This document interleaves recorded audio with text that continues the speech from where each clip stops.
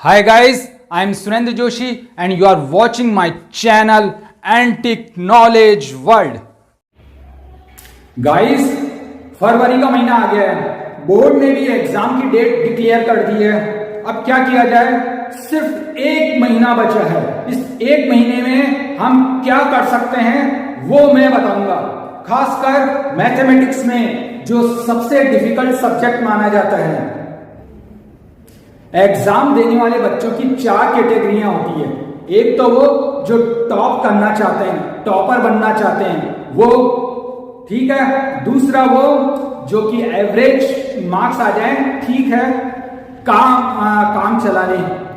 तीसरे वो है जिनको डर है कि फेल नहीं हो जाए और वो पास होना चाहते हैं। और चौथा वो ठीक है, तुक्के में हो जाए तो हो जाए, नहीं उनको पास होने से फेल होने से कोई फर्क नहीं पड़ता। इस तरह के 4 कैटेगरी के बच्चे होते हैं। सबसे पहले टॉपर, तो ये तो वीडियो है ही उनके लिए, खासकर उनके लिए ही बनाई गई है। और दूसरा वो जो एवरेज, यानी कि एवरेज ठीक ठाक नंबर आ जाए तो दूसरे सब्जेक्ट में हम टोटल करके और अच्छे मार्क्स बन जाएंगे।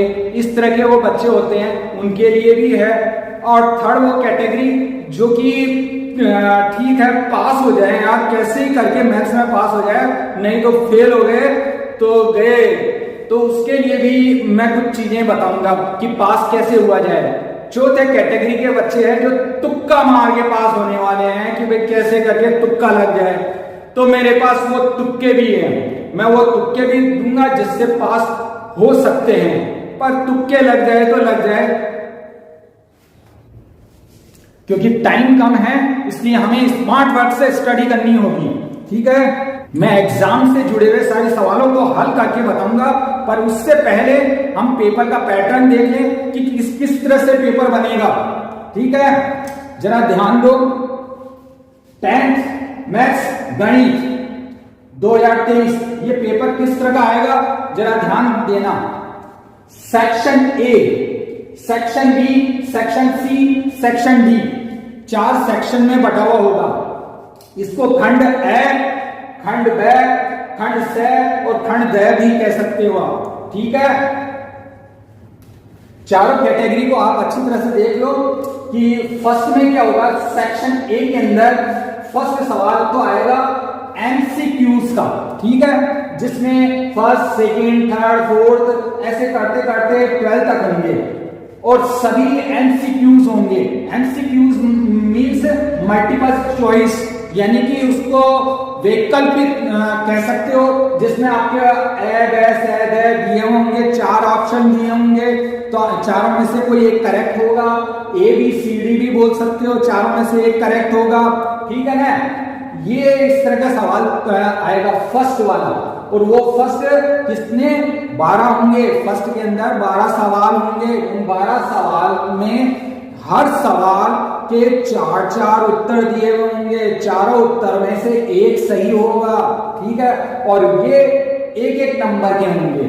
ठीक है, अब ये एक नंबर से, क्योंकि सवाल 12 है तो 12 का 12 को 1 से मल्टीप्लाई करो, 12 मार्क्स, यानी कि 12 नंबर का सवाल आएगा फर्स्ट वाला। ठीक है, यानी 12 सवाल है फर्स्ट के अंदर, तो एक नंबर के हुए तो 12 नंबर के हो गए ना।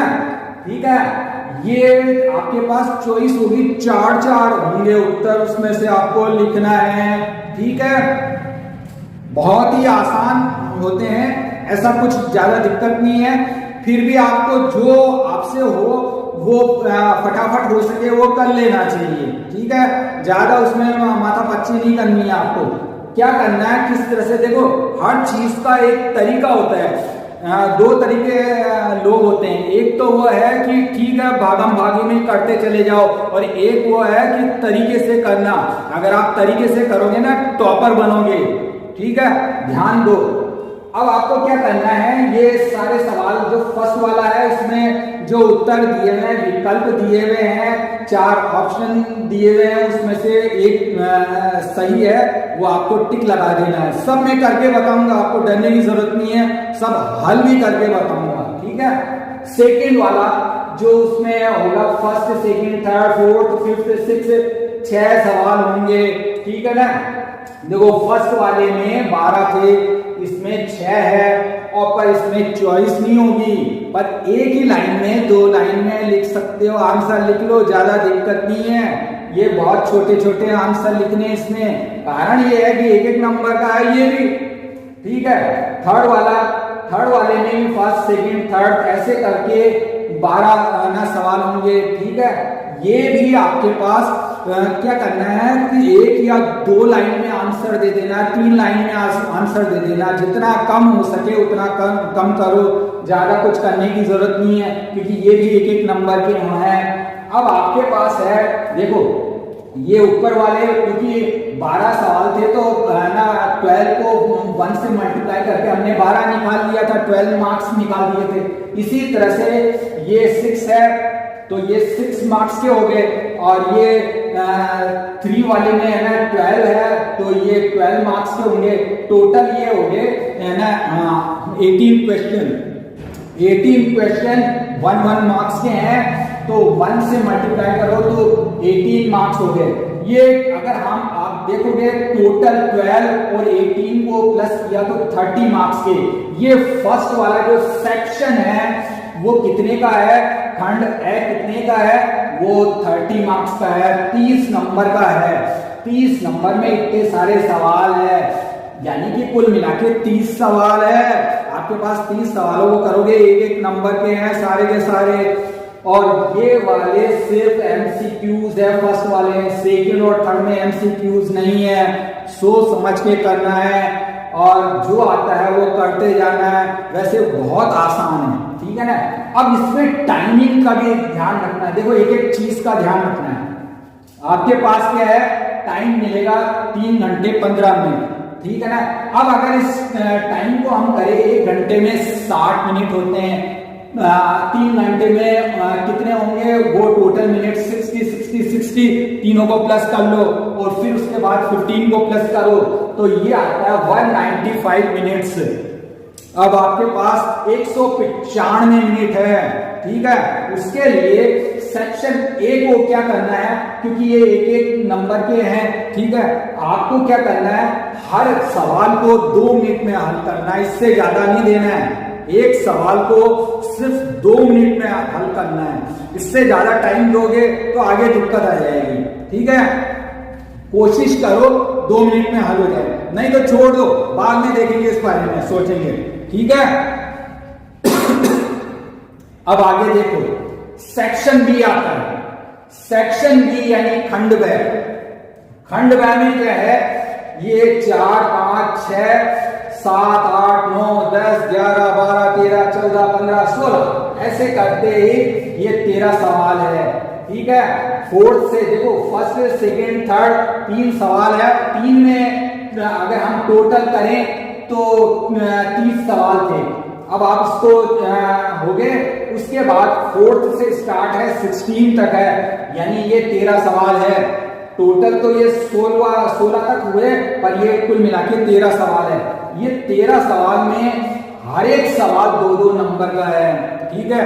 अब इन 2-2 नंबर के सवाल को क्या करना है, किस तरह से करना वो देखना। पहले तो मार्क्स टोटल कर लेना एग्रीगेट, तो 13 सवाल है और 2-2 नंबर के हैं, तो इनको मल्टीप्लाई किया तो 26, 13 इंटू 2 इक्वल टू 26 हो गया, ठीक है ना। 26 यानी 26 नंबर है। अब इसमें 26 नंबर का है, उसमें 30 नंबर का था उस सेक्शन में, इसमें 26 नंबर का है, ठीक है।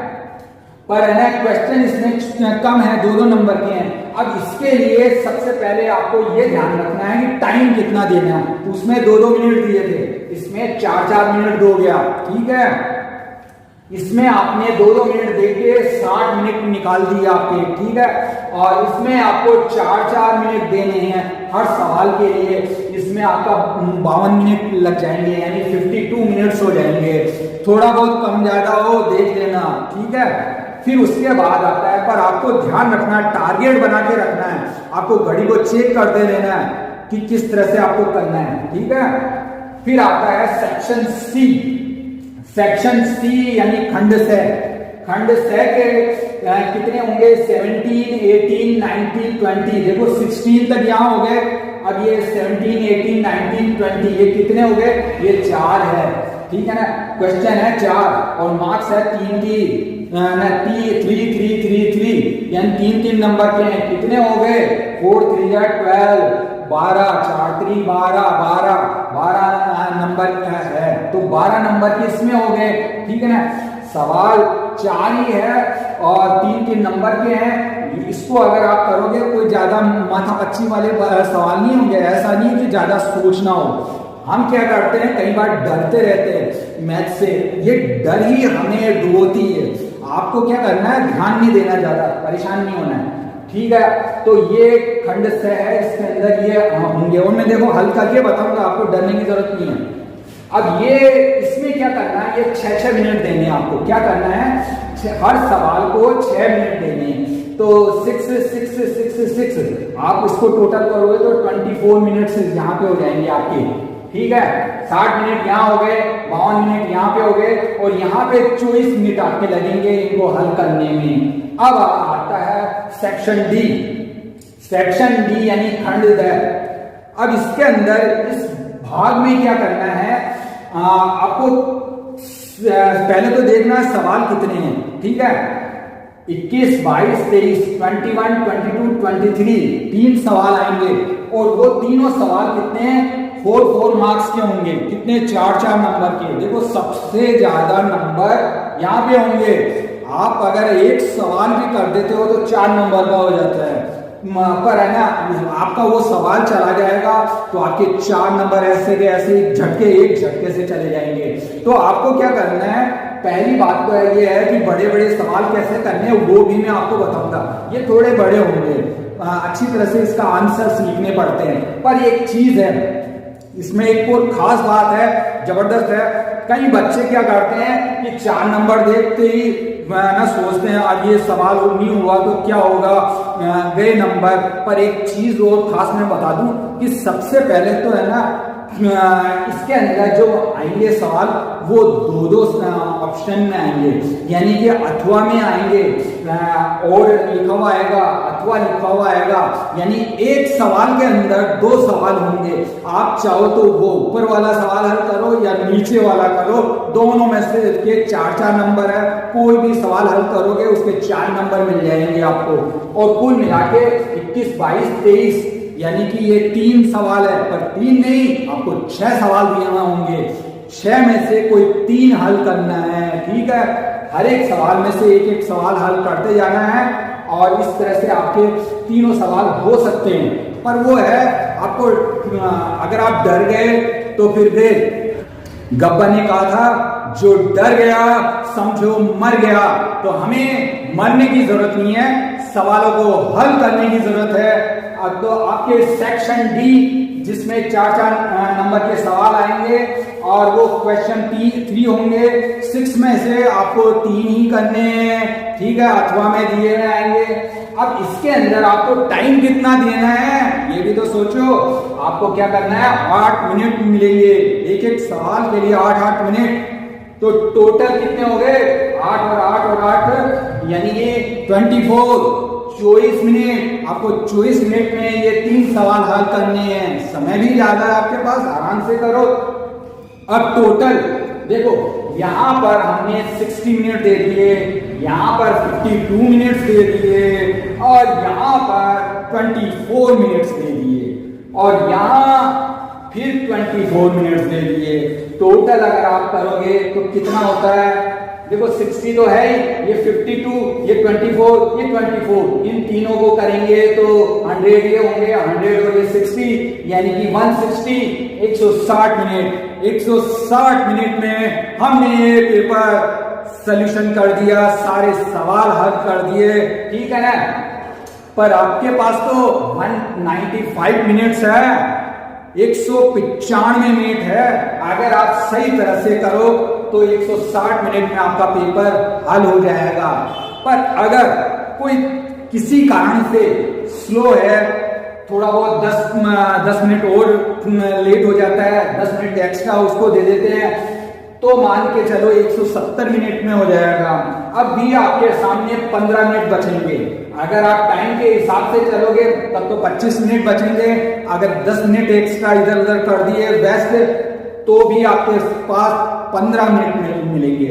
अब ये 15 मिनट्स का क्या काम है, क्या रोल है इसका, तो इसके लिए आपको क्या करना है, पेपर में जो चीजें आपने करी है उसको एक बार चेक कर लो, कहीं कोई छूट तो नहीं गया, कहीं कुछ रह तो नहीं गया, नहीं तो बाहर निकलोगे और कहोगे अरे ये सवाल तो मैंने किया ही नहीं, ओ माय गॉड ये तो मेरा छूट गया, मैं क्या करूं। अब वापस तो अंदर जाके दे नहीं सकते ना, क्योंकि आपने टाइम मैनेजमेंट नहीं बिठा के रखा।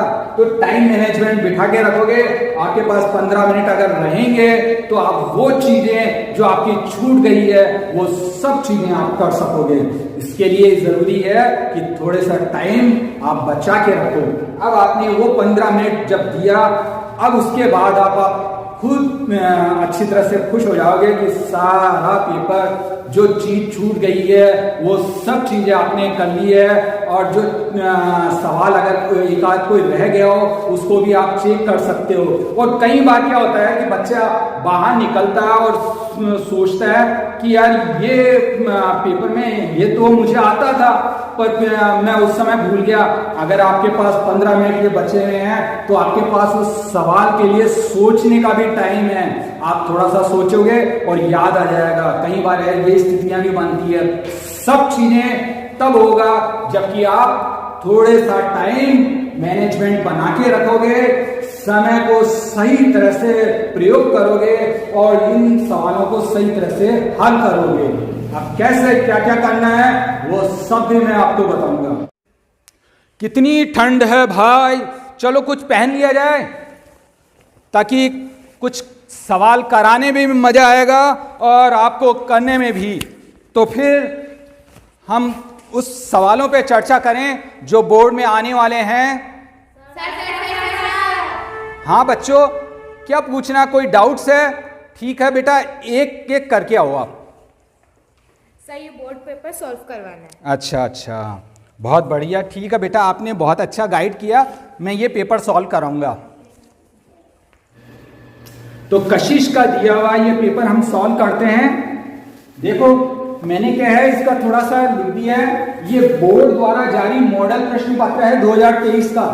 2023 के लिए राजस्थान बोर्ड ने ये पेपर जारी कर रखा है कि इस तरह के पेपर्स में आएंगे क्वेश्चंस, इस तरह के करने हैं हमें हल। ठीक है, अब इसके अंदर क्या है, सबसे पहला है खंड ए, ये मैथमेटिक्स का है, ध्यान रखना, कोई और पेपर मत समझ लेना। हाँ खंड ए, खंड ए में फर्स्ट वाला है जो जिसके अंदर है 12, 15, इन दोनों का लेसेप है और मैसेप पे निकालना है। ए का आंसर है 60 और 3, 60 और 3। बे का आंसर है 24 और 6, 24 और 6। से का आंसर है 12 और 30, 12 और 30। और दे का आंसर है इनमें से कोई नहीं। ये चार उत्तर में से एक उत्तर आएगा। आपको क्या करना है, ये चूज करना है कि कौन सा आंसर सही है कौन सा गलत। अब आपको क्या है, सबसे पहले तो ये बताओ, आप बच्चों बताओगे कि लेसेप और मैसेप कैसे हल किया जाता है। होता क्या है? ओ ये भी तो गड़बड़ है। लेसेप और मैसेप का ये भी तो समझाना पड़ेगा कि है क्या भला। तो लेसेप का मतलब होता है एलसीएम। हम लोगों को पता है क्या कर रहा है, टीचर ने भी बेवकूफ बनाया है। वो हमेशा लेसेप पे तो बताते ही नहीं है, एलसीएम हल करना छोटी क्लास से बता रखा है। तो एलसीएम का मतलब तो सब जानते हैं। इसी तरह से मैसेप का मतलब होता है एचसीएफ। अब मुझे पता है आप अच्छी तरह से इसको हल कर लोगे। तो आप में से कौन आएगा बेटा जो, अच्छा ठीक है, आओ और आके सबसे पहले लेसेप या एलसीएम करके बताओ प्लीज। क्लैपिंग होनी चाहिए इनके लिए।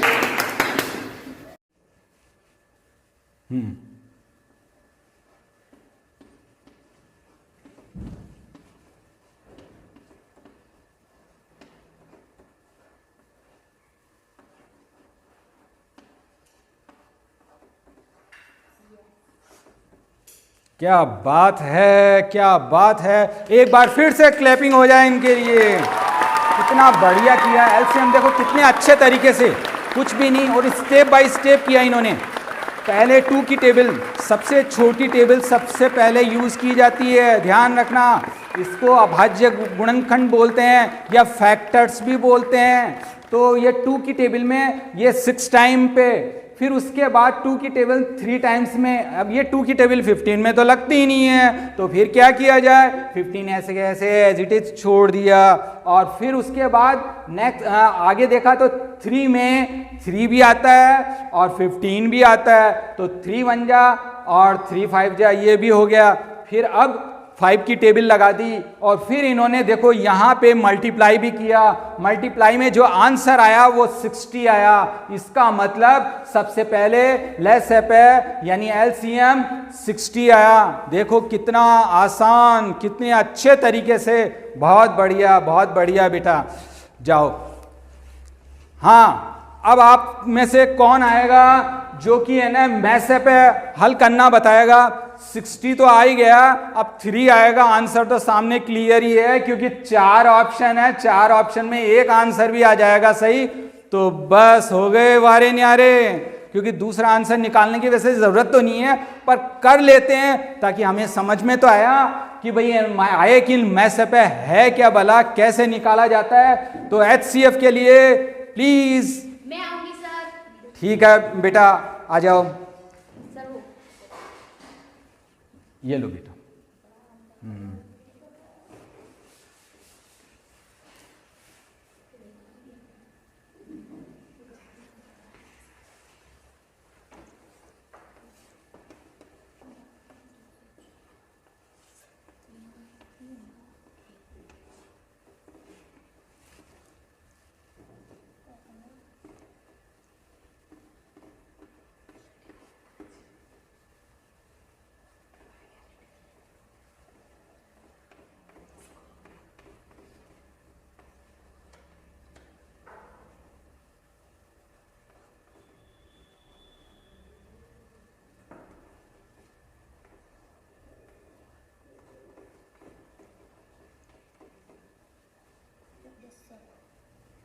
जबरदस्त। आजकल के बच्चे बहुत ही होनहार हो गए हैं, बहुत ही समझदार हो गए हैं। बिना समझाए वो इतने अच्छी तरह से समझ जाते हैं। पता है, जैसे ही मैंने मैसेप बोला लोगों के समझ में नहीं आया, पर जैसे ही HCF बोला बहुत अच्छी तरह से समझ में भी आया। और ये बिटिया है, इसने ये हल भी करके दिखाया। देखो किस तरह से हल किया, ध्यान देना। 12 और 15 के अलग अलग निकाले हैं फैक्टर। 2 की टेबल में 6 टाइम में, फिर 2 की टेबल में 3 टाइम्स में, फिर 3 की टेबल में 1 टाइम्स में। इसी तरह से 3 की टेबल में 5 टाइम, 5 की 1 बार, और इसको अलग अलग लिख दिया इन्होंने। फिर देखो ये सर्कल भी बनाया है, देखो अच्छी तरह से कि 3 3 दोनों में 3 है, एक जैसी डिजिट है, एक जैसी डिजिट जिससे इसमें डिवाइड होता है, वो डिवाइड वाली डिजिट निकाल लो, वो आंसर है। ये है हमारा मैसेप यानी HCF। शाबाश बेटे, और इनके लिए क्लैपिंग हो जाए। चलो बेटा। गाइस, अगर आपने अब तक इस चैनल को सब्सक्राइब नहीं किया है तो पहले सब्सक्राइब कर ले। उससे क्या होगा, उससे ये होगा जो सवाल मेरे छूट गए हैं वो अगली वीडियो में आप तक पहुंच सके, और वो वीडियो यूं पहुंच जाएगी। सब्सक्राइब सब्सक्राइब सब्सक्राइब, अब कर दो सब्सक्राइब। लाइक करो और शेयर करो, अरे लाइक करो और शेयर करो।